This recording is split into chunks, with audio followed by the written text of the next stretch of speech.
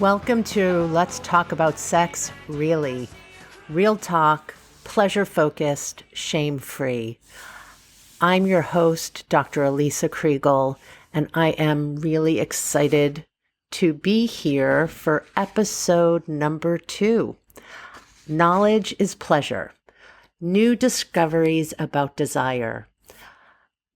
Cheap Trick Live started us off today with the classic, I Want You to Want Me.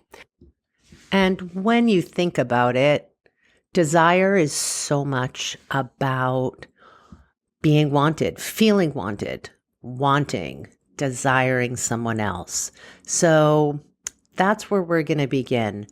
I want you to think about yourself and a relationship you may be in or maybe have been in the past.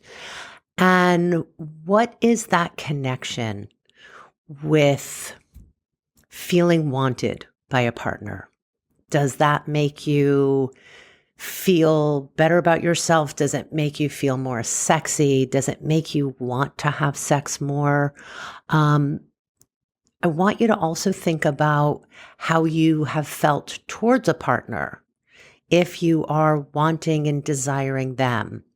And if you're not, does that change you wanting to have sex with them? And I'm not talking about not liking the person, not wanting to be with the person, but really wanting and desiring sex. Does it affect how much you want to be sexual? Even just thinking about yourself, do you have to sort of feel a sense of desire to masturbate or to regularly engage in something sexual? So one of the most common things I hear from couples or individuals is that they're just not in the mood. They just don't feel a desire for sex anymore. And in fact, if that's something that you've experienced, it's very common. And low desire is one of the most common issues. In fact, medical researchers and drug companies have been talking about for decades wanting to find what they call a pink pill, the equivalent of a Viagra for women, something that would raise their desire. And in fact, I've had many female clients ask about, is there something they can take to get that sense of desire back? We're going to talk a lot about the reasons for what could bring about low desire. Sometimes it can just be a whole host of stressors. It can be medication. We'll talk about that in my episode about sexless marriages. But for now, what I want to look at is this concept of low desire, of not being in the mood. Because if you think about it, when I asked you to think about your relationships, is that if you're not feeling a sense of desire or want or feeling wanted, is that something that has been a part of decreasing sex in your life with your partner? So the discoveries that I'm going to be talking about address this idea of desire, right? There's that old joke or punchline that we hear, not tonight, dear, I have a headache, right? As the excuse people always come up with why not to have sex.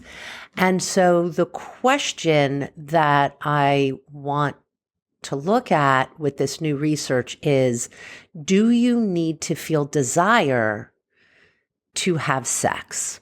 So the first thing that's really important to understand, I think, is we've all been educated or miseducated around sex because the information we've gotten is pretty dated, that there is this model which started back in the 1960s, Masters and Johnson, who were doing incredible sex research, especially given the time. They mapped out what they saw as the model for sexual response. Later on, that was slightly modified. A researcher named Helen Kaplan added actually this part of desire to it. Now, if we think about it in the lab, Masters and Johnson had people come in and sort of like make themselves comfortable and then masturbate, and they recorded it. So there was probably not a lot of comfort and not a lot of desire. So their model started with arousal.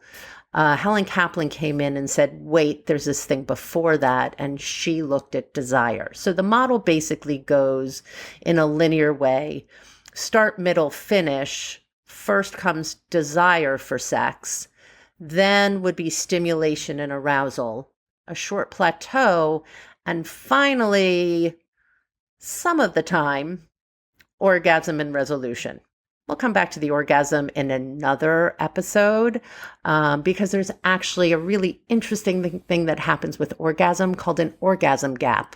The orgasm gap is what people have looked at and reported that men, significantly higher percentage of the time, finish sex with an orgasm, whereas women much less frequently have an orgasm at the finish of sex.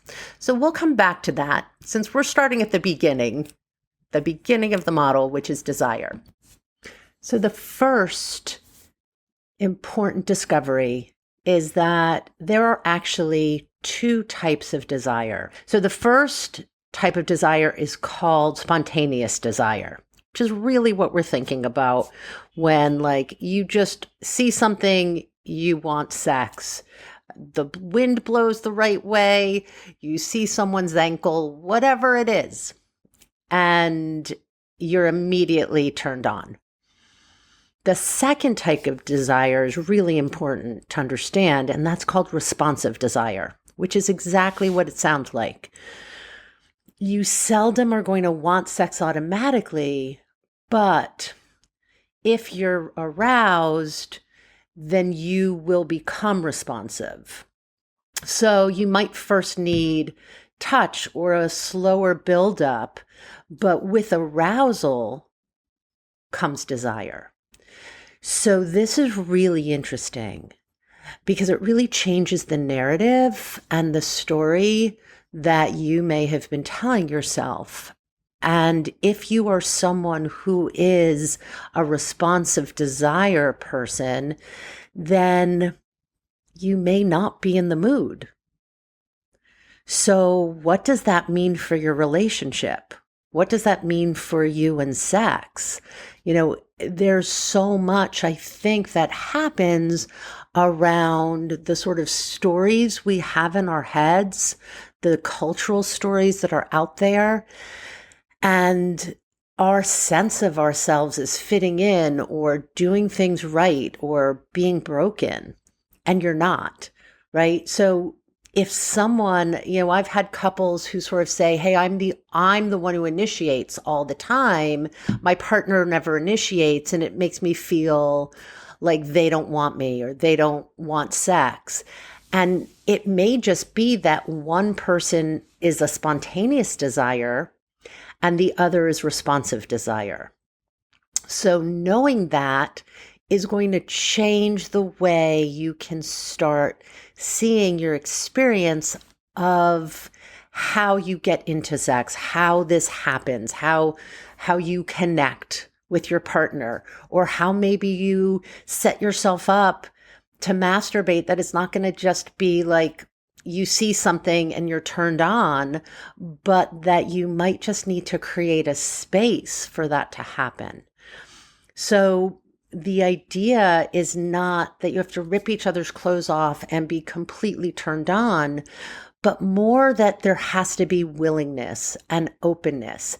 And here's the thing. This is where the talking about sex comes in, that you and your partner have to talk about this to understand how each of you respond and where desire fits into the picture. So this is game changing. I hope, this is something that you can sit with and see, does this play into some of the narratives of your sex life? And is this something that a conversation could change? I always think a conversation can change anything, at least. So this is about getting open, getting honest, and a willingness to just talk about this. The next piece of new information is based on the model we talked about earlier as well. And it's a new model that was basically discovered not until 2006. So this is still really very new. Eric Jansen and John Bancroft from the Kinsey Institute discovered what they call the dual control model of sexual response.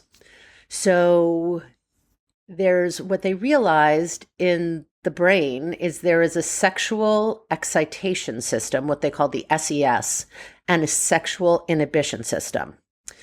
Now, the person who really popularized this model was people were not reading the medical journals and the sexual health journals, but an amazing sex educator. Her name's Emily Nagoski.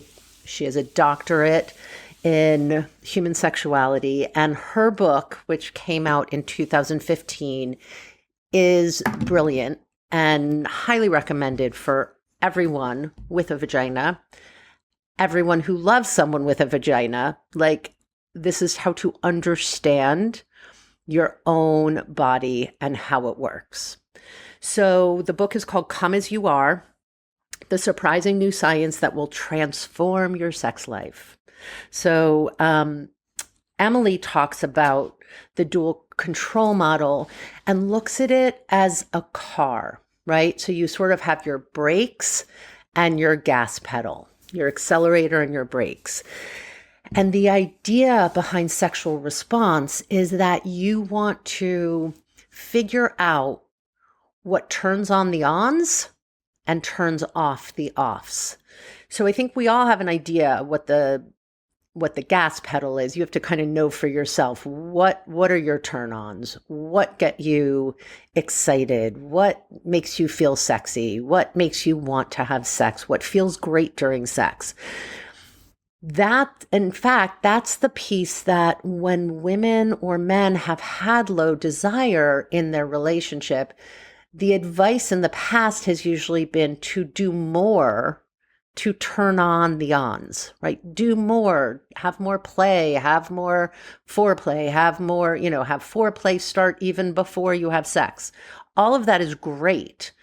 However, if your foot is on the brake, the car might go, but barely.